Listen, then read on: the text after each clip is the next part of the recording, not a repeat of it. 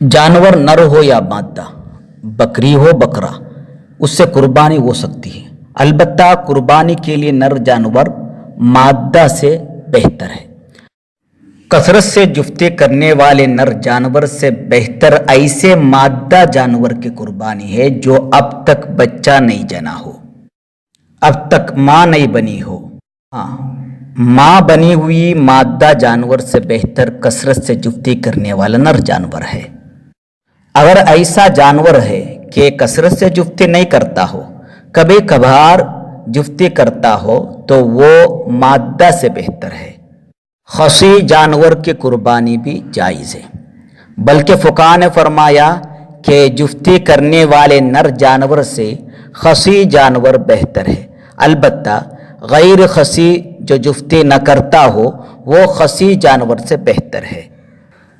बगैर सिंग वाले जानवर से भी कुर्बानी हो जाती है, अगरचा तमाम सिंग टूट गया हो, सिंग यहाँ तक टूट गया हो कि गोदा ज़ाहिर हो जाए या खून निकले, लेकिन कोई गोश्त का टुकड़ा जुदा नहीं हुआ हो, ऐसे जानवर से कुर्बानी हो जाती है। अलबत्ता सिंग वाले जानवर कुर्बानी के लिए बेहतर है। मुकम्मल दांत निकल गए हों तो उससे कुर्बानी दुरुस्त नहीं होगी।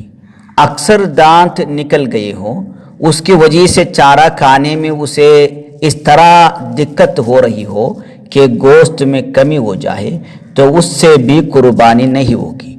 और अगर अक्सर दांत निकलने की वजह से चारा खाने में ऐसी कोई दिक्कत न हो कि गोश्त में कमी वाक़ई हो जाए, तो उससे कुर्बानी हो जाएगी।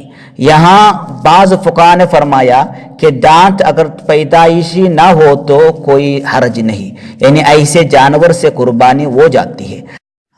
अलबत्ता इब्न हजर मक्की की इबारत का ज़ाहिर है कि मुकम्मल दांत अगर पैदाइशी तौर पर ना हो तब भी उससे कुर्बानी नहीं होगी। कलाम का खुलासा यह है कि मादा खसी बगैर सिंग वाले, सिंग टूटे हुए और चंद दांत निकले हुए जानवर की कुर्बानी हो जाती है।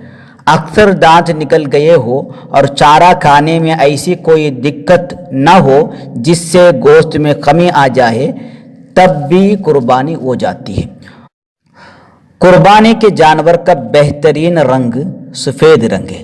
सफ़ेद के बाद पीला बेहतर है, फिर सफ़ेद माइल पीला जानवर यानी ऑफ वाइट, फिर लाल रंग, फिर ऐसा जानवर हो कुछ हिस्सा सफ़ेद हो और कुछ हिस्सा काला, फिर काला रंग।